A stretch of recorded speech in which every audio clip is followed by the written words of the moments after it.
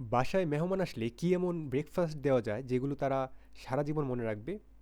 তো দেখতে পাচ্ছেন আম্মু আমাদের জন্য কিছু স্পেশাল জিনিস বানিয়েছে। যদিও এগুলো মেহমানদের জন্য বানায়নি।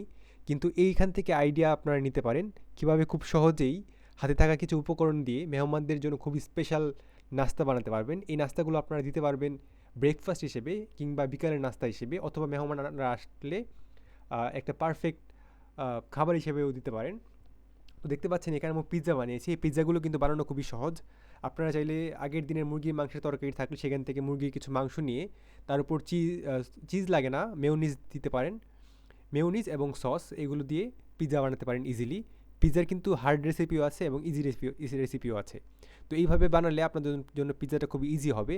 এবং মাংস দিতে হবে এমন কিন্তু না। পিৎজার মধ্যে আপনারা চাইলে এভাবে আহ, বিভিন্ন ভেজিটেবলসও দিতে পারেন। এরপর দেখতে পাচ্ছেন এখানে আমরা রান্না করেছে মানে নুডলস। এই নুডলসগুলোর মধ্যে কিন্তু আম্মু সবজি দিয়েছে এবং সেই সাথে মুরগির মাংস দিয়েছে। এবং এইগুলো কিন্তু খুবই কস্ট ইফেক্টিভ। আপনারা যদি তৈরি করেন রেসিপি দেখে দেখবেন খুবই একটা খরচ লাগছে না।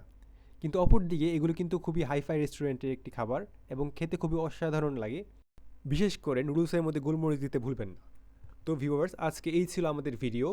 এবং ভিডিওর থেকে আইডিয়া নিয়ে আপনারা কী কী শিখলেন তা অবশ্যই কমেন্ট করে জানাবেন। এবং ভালো লাগলে অবশ্যই সাবস্ক্রাইব করে পাশে থাকবেন।